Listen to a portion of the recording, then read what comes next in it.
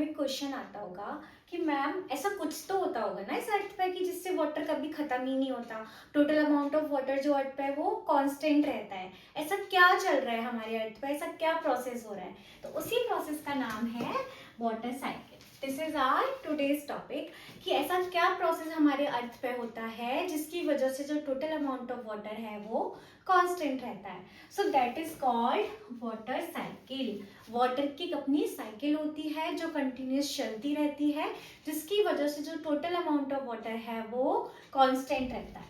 इस साइकिल को हम और क्या कहते हैं? इस साइकिल को हम हाइड्रोलॉजिकल साइकिल भी कहते हैं। क्या बोलते हैं? Hydrological cycle. ओके, याद रखेंगे इस चीज को। तो कैसे होता है मैम, ये कैसे प्रोसेस होता है, आप हमें पूरा समझाइए।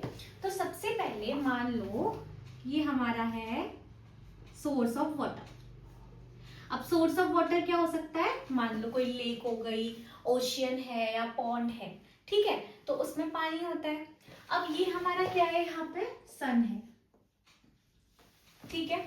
तो जब सन की हीट इस पे पड़ती है, वाटर पे पड़ती है, तो क्या होता है? वाटर हीट होके इवेपोरेट होता है। तो सबसे पहला प्रोसेस क्या होता है हमारा, जिसे हम वाटर साइकिल में बोलते हैं इवेपोरेशन। क्या बोलते हैं? इवेपोरेशन। क्या होता है इवेपोरेशन? वाटर मॉलिक्यूल्स का, वाटर की ड्रॉपलेट्स का हीट की वजह से इवेपोरेट होना, किस में कन्वर्ट हो जाना? वाटर वेपर की फॉर्म में कन्वर्ट हो जाना। इस प्रोसेस को हम क्या बोलते हैं? इवेपोरेशन। तो वाटर साइकिल हमारी कहां से स्टार्ट होती है? वाटर से स्टार्ट होती है, सोर्स ऑफ वाटर से स्टार्ट होती है। मतलब आप कह सकते हो ओशियन या लेक या रिवर, जब इस पे सन की हीट पड़ती है तो सन की हीट की वजह से क्या होता है? ये वाटर हमारा हीट होता है और इवेपोरेट हो जाता है वाटर वेपर की फॉर्म में, जिस प्रोसेस को हम बोलते हैं इवेपोरेशन।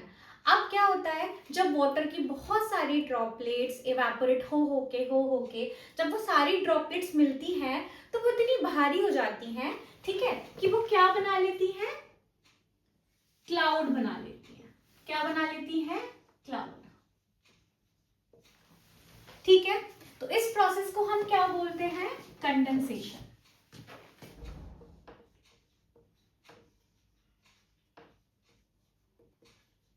क्या बोलते हैं?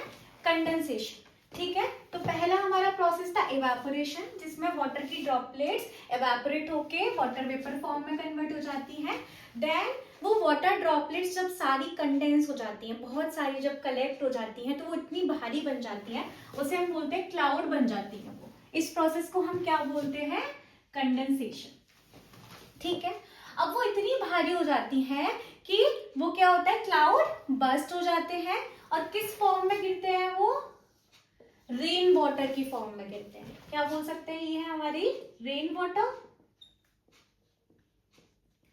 तो क्लाउड का रेन वाटर की फॉर्म में गिरना, इसे हम क्या बोलते हैं? प्रेसिपिटेशन। याद रखेंगे आप लोग। हमारी वाटर साइकिल स्टार्ट हुई सोर्स ऑफ वाटर से, वहां से हीट होके इवेपोरेट हुई वाटर वेपर के फॉर्म में, वाटर वेपर के फॉर्म में इवेपोरेट होके जब सारी ड्रॉपलेट्स मिली तो वो कंडेंस हो गई और क्लाउड बना लिया, जिस प्रोसेस को हम बोलते हैं कंडेंसेशन। देन वो क्लाउड इतने भारी हो जाते हैं, हैवी हो जाते हैं कि वो बस्ट करते हैं, फॉल करते हैं in the form of rain water. This process is called precipitation.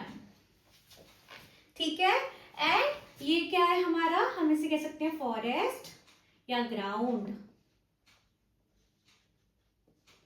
तो क्या हो रहा है? फिर से रेन वाटर हमारे ग्राउंड में आ जा रहा है।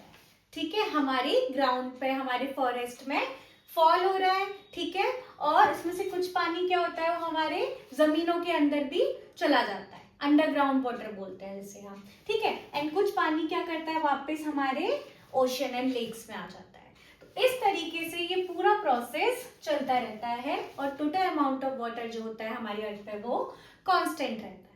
I hope it is clear कि क्या हम बता सकते हैं क्या होती है वाटर साइकिल, किस तरीके से चलती है, सारे स्टेप्स क्लियर है आप लोगों को? ठीक है, चलो नेक्स्ट वीडियो में हम इसके आगे के टॉपिक्स कवर करेंगे। ठीक है, तब तक के लिए please like my channel, subscribe my channel, share this with all your friends whoever needs this topic explanation. Okay, thank you. Bye.